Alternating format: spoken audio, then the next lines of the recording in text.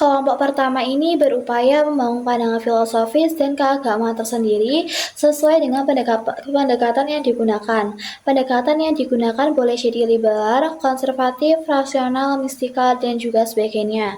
Para pemikir termasuk kelompok elit akademik ini antara lain adalah Syed Hossein Nasr, Muzaffar Iqbal, Ziauddin Sardar, Mehdi Golsani, Muhammad Abdul Salam, Profes Hudboy, dan Taner Edis.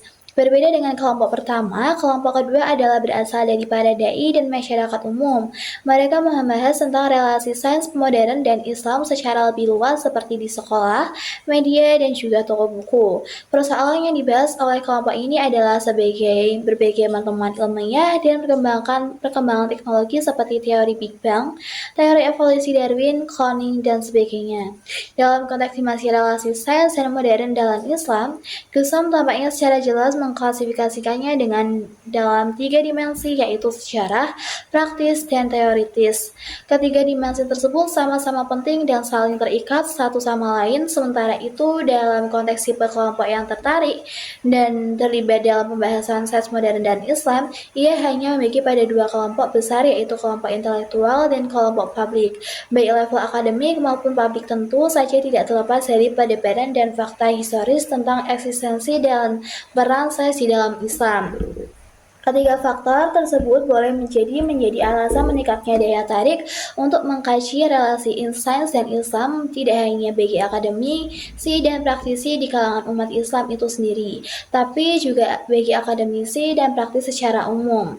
Poin kedua, sains dan Al-Quran. Kajian terhadap hubungan sains dan kitab suci tentu saja tidak hanya terjadi pada umat Islam. Persoalan yang sering muncul adalah apakah ayat-ayat pada kitab suci sesuai dengan sains. Persoalan lain adalah apakah kebenaran kitab suci dapat dibuktikan dengan sains atau sebaliknya. Jika ada kesan pertentangan antara kitab suci dan sains, apa yang mesti dilakukan baik oleh pemuka agama maupun ilmuwan terkait dengan prospek ke depan persoalan relasi agama dan sains? Peter Harrison menawarkan beberapa hal yang bersifat tentatif. Pertama, sama halnya dengan keberagaman pengetahuan, persoalan relasi sains dan agama juga beragam. Apapun modelnya, relasi sains dan agama yang dipahami sangat tergantung dengan bataskan konstruksi pemikiran seseorang. Kedua, dimensi politik dan kekuasaan juga memiliki peran yang tidak dapat diabaikan dalam mengkonstruksi relasi sains dan agama pada peradaban dan masa tertentu. Ketiga, relasi dan agama tidak dapat terlepas dari isu-isu pluralisme agama dalam konteks relasi sains dan agama di barat khususnya Kristen. Perlu juga diperhatikan bagaimana konsep relasi sains dan agama dalam agama lain seperti Islam dan Buddhisme. Keempat, konsep relasi sains dan agama juga tidak dapat terlepas dari dimensi dan aktivitas personal penganut dan tokoh agama serta ilmuwan itu sendiri. Terakhir, analisis histori memiliki peran sentral dan merumuskan relasi sains dan agama kontemporer. Dalam konteks teologi Kristen, perdebatan sains dan agama di barat lebih pada perdebatan hermeneutik. Pemahaman tradisional terhadap kitab suci sulit memiliki titik temu dengan berbagai teori-teori sains, khususnya teori evolusi. Oleh karena itu, pemahaman terhadap kitab suci mesti menggunakan pendekatan alegoris sebagai bagian dari pendekatan hermeneutik. Al-Quran sebagai sebuah sistem yang kompleks dan memiliki kedalaman logis sehingga pesan-pesan yang terkandung dalam Al-Quran sangat tepat dipahami dengan menggunakan pendekatan rasionalisme kristis. Modernitas sebagai sebuah tantangan bagi umat Islam. Untuk merespon tantangan tersebut, umat Islam memiliki beberapa perbedaan pandangan dalam menginterpretasikan pesan-pesan yang penting dalam Al-Quran. Kaum modernis cenderung menggunakan interpretasi yang berkesinambungan, kelompok fundamentalis menentang secara prinsip interpretasi, sedangkan kaum konservatif cenderung melakukan interpretasi dengan batasan-batasan tertentu. Tiga kelompok yang dikemukakan di atas tentu saja tidak dipahami secara kaku. Masing-masing kelompok tentu juga memiliki keberagaman dalam konteks tertentu terkait dengan bagaimana sikap mereka terhadap interpretasi atau penafsiran yang digunakan untuk memahami kitab suci. Modernis, fundamentalis, dan konservatif merupakan tiga kelompok besar dengan perbedaan pendekatan yang digunakan.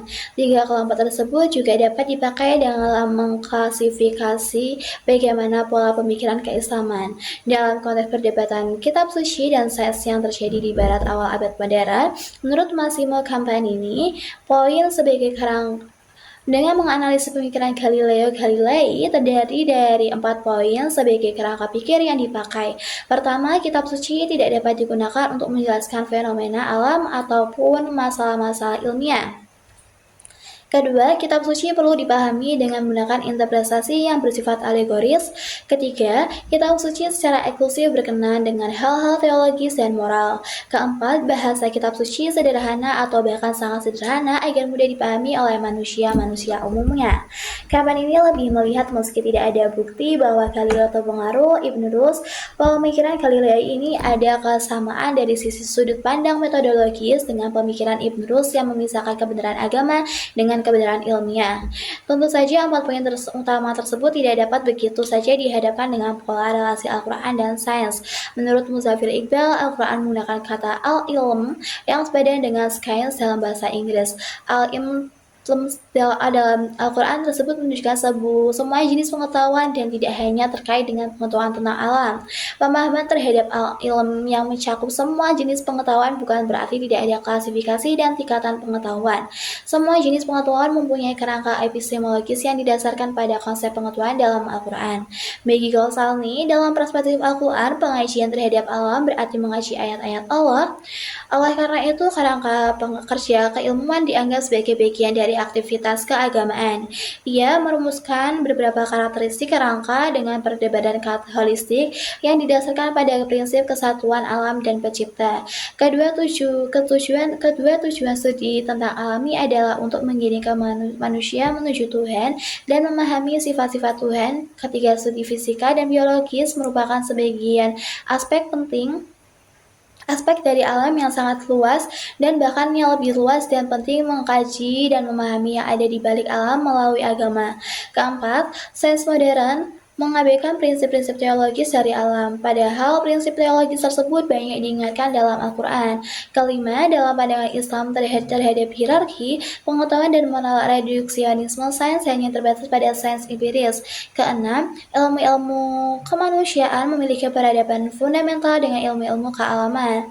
Sains dalam Islam memiliki interrelasi dengan segala aspek, sementara oleh karena itu perlu aspek-aspek yang bersifat saintifik terhadap kekuasaan kajian alam semesta seperti yang dikembangkan oleh ilmuwan muslim pada masa kejayaan Islam.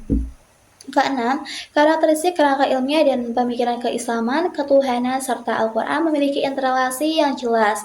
Rumusan tersebut meliputi semua aspek filosofi baik ontologi, epistemologi, dan aksiologi. Hal yang menarik adalah kelemahan sains modern yang cenderung mengabaikan aspek teologis yang seringkali diingatkan oleh Al-Quran. Diskursi sains dan Islam seperti yang telah diuraikan sebelumnya memang sangat menarik. Pemahaman terhadap Al-Quran seringkali dibungkam dengan perkembangan sains dan teknologi. Hamka seperti diungkapkan oleh Fauzan Saleh cenderung menyebutkan bahwa dengan semakin berkembangnya dan majunya sains, maka semakin akan terungkap secara luas kebenaran-kebenaran yang terdapat dalam Al-Quran. Kebenaran mutlak Al-Quran akan ditemukan secara lebih luas melalui kemajuan penemuan ilmiah. Contoh yang dikemukakan Hamka adalah kata atom atau darah, seperti sebagai partikel-partikel yang sulit dipahami oleh umat Islam ketika ayat Al-Quran diturunkan, namun setelah 14 abad baru dapat dipahami melalui perkembangan sains. Pandangan tersebut tentu saja tidak luput dari kritik. Terlepas dari kelemahan pandangan di atas, Sukran Fahide menilai bahwa upaya untuk menunjukkan bagaimana sains mungkin dapat digunakan untuk mengungkapkan dan membuktikan kebenaran yang ada dalam Al-Quran adalah lebih baik daripada yang mempertentangkannya. Hal tersebut dilakukan untuk mengurangi atau bahkan menghilangkan konflik antara sains dan agama yang cenderung mendiskreditkan Islam. Oleh karena adanya pertentangan dan pembelaan yang mendasar serta dikotomi antara pikiran dan materi, jiwa dan badan, sains dan agama, dan seterusnya, Fahide menilai upaya yang dilakukan Nursi adalah tepat. Nursi berupaya untuk membangun sebuah keutuhan, epistemologi dan hubungan yang organis antara berbagai macam kategori perubahan, wahyu, dan sains serta seni, etika, dan keyakinan. Konsep epistemologi yang utuh dan interrelasi yang harmoni tersebut masih berlandaskan Al-Quran dan kesatuan abadi. Pandangan di atas tentu juga mendapat dukungan dari sebagian pemikir yang salah satunya adalah Sayyid Hussein Nasr. Nasr memandang bahwa peradaban Islam termasuk salah satunya perkembangan sains dan teknologi yang begitu mengagumkan berlandaskan ajaran-ajaran yang tepat di dalam Al-Quran.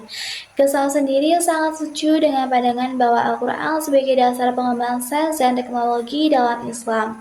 Ia menegaskan kembali pandangan Iqbal bahwa banyak terdapat ayat-ayat Al-Quran yang mengidentifikasikan berbagai istilah terkait dengan jenis dan tingkatan metode epistemologi seperti observasi, kontemplasi, penalaran, dan pengandaian, refleksi, dan juga sebagainya. Ayat-ayat dalam Al-Quran tersebut diantaranya adalah surat Yunus ayat 67 dan juga surat Al-Jasiyat ayat 13.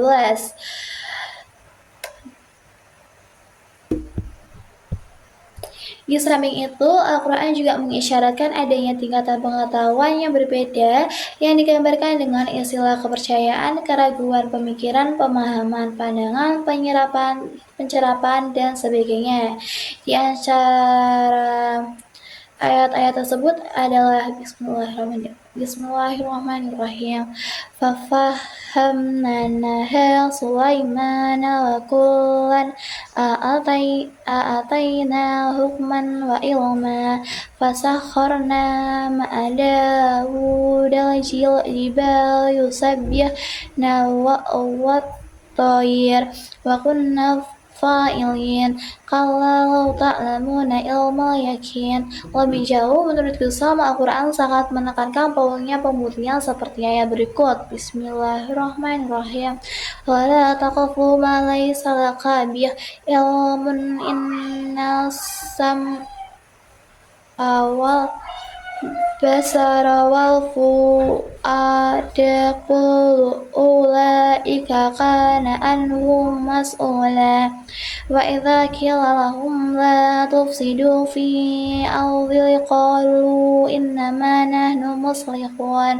Dosa menerima pandangan bahwa ayat-ayat Al-Quran banyak mengidentifikasi dan menjelaskan tentang fenomena alam, namun ia tidak setuju untuk menentang interpretasi ilmiah terhadap Al-Quran. Gusa mengkritik tentang penyederhanaan diskursus ilzam dan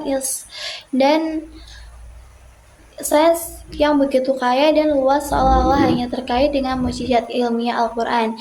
Ia menawarkan sebuah pola penafsiran Al-Quran yang bersifat beragam dan berlapis dengan penggunaan berbagai pendekatan dan alat termasuk sains. Pola penafsiran tersebut pada dasarnya sesuai dengan prinsip pemikiran Ibn Rushd tentang ketidakmungkinan adanya konflik antara filsafat sains dan agama Islam.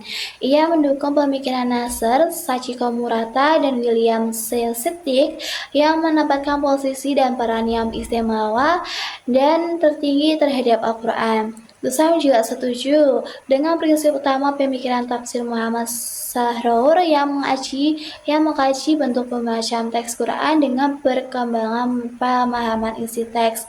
Pemikiran Sahrour bersifat revolusioner dengan prinsip penafsiran terbuka baik ahli atau bukan, muslim atau non-muslim, serta Arab atau non-Arab. Pandangan ini pada dasarnya didorong oleh semangat rekonstruksi pemahaman terhadap Islam dan hubungannya dengan perkembangan sains kontemporer. Jika umat Islam masih membatasi dialog dan interaksi dengan berbagai pemikiran dan peradaban, maka Islam tentu saja sulit diterima oleh masyarakat dan peradaban lain. Pemikiran yang berkembang pada abad ke-20 bahwa prinsip ensiklopedik Al-Quran harus diterapkan dalam pengetahuan dan sains modern sehingga apapun dapat ditemukan dalam Al-Quran. Selagi dieksplorasi secara tepat, pandangan ini menghasilkan dua aliran tafsir, yaitu tafsir ilmiah, dan aliran mujizat ilmiah Al-Quran atau ijaz. Tafsir ini yang paling lengkap menurut sebagian ahli adalah tafsir Tantawi. Tafsir Tantawi ini mendorong perkembangan keilmuan termasuk sains modern. Tafsir tersebut sangat dekat dengan ilmu-ilmu kealaman dan aliran-aliran filsafat.